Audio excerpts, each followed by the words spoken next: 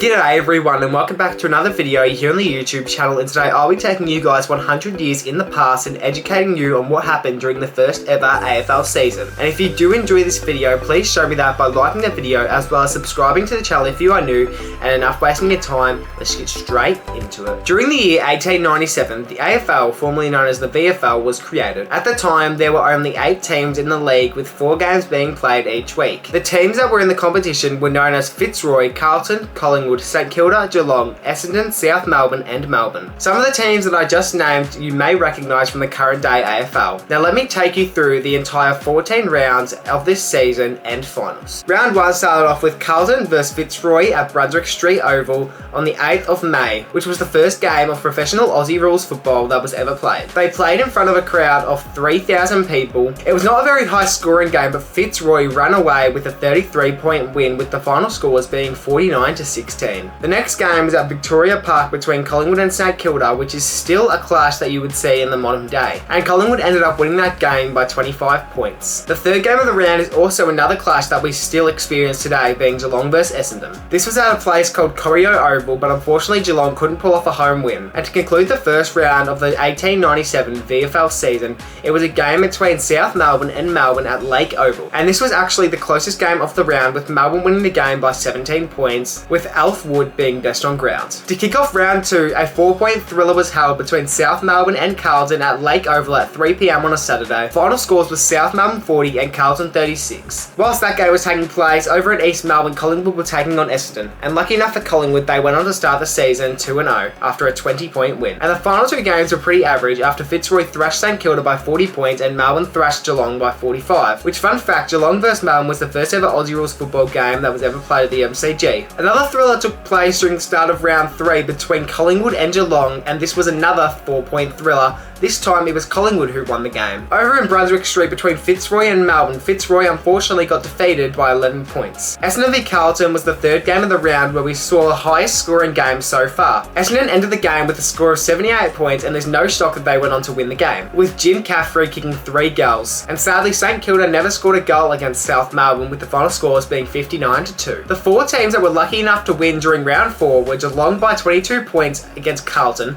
South Melbourne by 8 points against Collingwood, Essendon by 22 points against Fitzroy, and Melbourne by 30 points against St Kilda, meaning that at this point St Kilda was still yet to win a game after 4 rounds of football. Despite the fact that there weren't any close games during round 5, there was still a lot of goals being scored. In fact, Melbourne got a score of 107 points, with them getting an 81-point win over Carlton. Collingwood v Fitzroy had a 16-point margin, and funnily enough, that was the closest game of the round, and Collingwood ran away with a home win. Essendon defeated St Kilda at Junction Oval by 37 points, and the final scores of Geelong v South Melbourne were South Melbourne 24 and Geelong 72. Round 6 we saw St Kilda start off the season 0-6 after an 11-point loss against Carlton. It was then headed over to the MCG between Collingwood and Melbourne. I suppose you could say this is where the mini rivalry began. It was a 7-point thriller between Melbourne and Collingwood, and Melbourne went on to win the game. Over at Lake Oval we saw the lowest scoring game of the season at this point. The game was between South Melbourne and Essendon, and the final scores were 16-19. Although Essendon did win the game, their score is pretty hard to look at, and I'm sure it would have been really hard to watch in person. They only scored 1 goal and 13 behinds. And to conclude round 6, Geelong took on Fitzroy at Corio Oval, and Geelong were awarded a 16-point win. Round 7 is where the first Carlton v Collingwood clash was held. It's a close game now, and it was a close game then. And Collingwood got up by 1 goal, with the scores being 41-35. Essendon then bet Melbourne in their away game at East Melbourne Oval. And then the first draw in history of the AFL/VFL was between Fitzroy and South Melbourne at Brunswick Street. The final scores were 43-43, with both teams kicking 5 goals 13. Clearly St Kilda were not a great side at the time, since Geelong thrashed them by 83 points after getting a score of 114 points. In round 8, there were all the same matchups that we saw in round 1, with nearly all of the same outcomes. Collingwood won the first game of the round against St Kilda at Princess Park, Geelong beat Essendon at East Melbourne Oval, South Melbourne defeated Melbourne by 53 points at the MCG,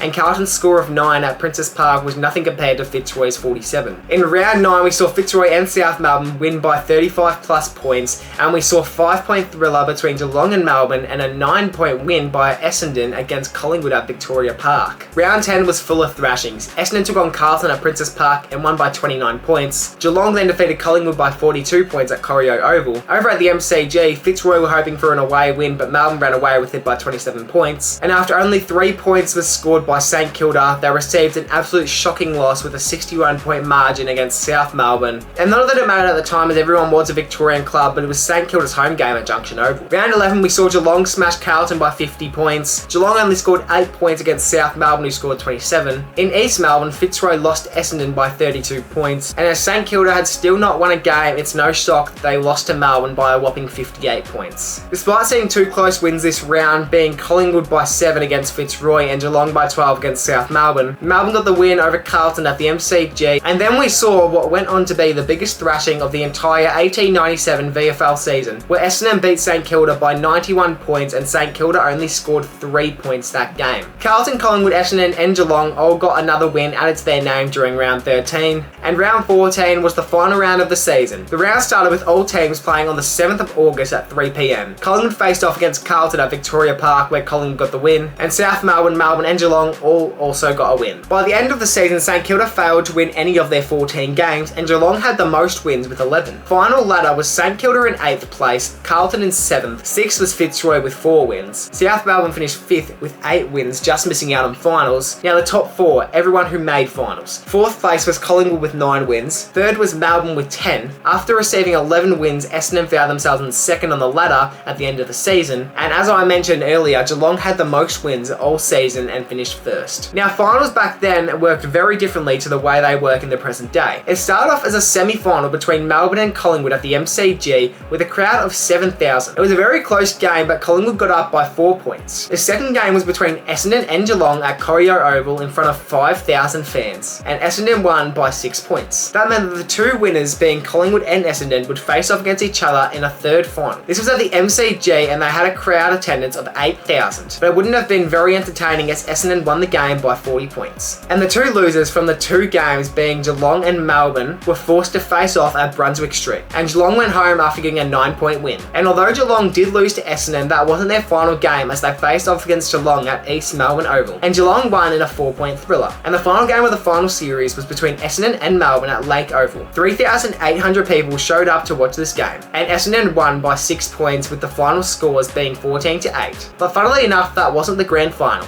In fact, the first ever grand final wasn't played until the very next year in 1898. And to know what happened there, click on this video that is on the screen now, where I go over every single detail in that grand final. But until then, I hope you all enjoyed this video, and I'll see you in the next one.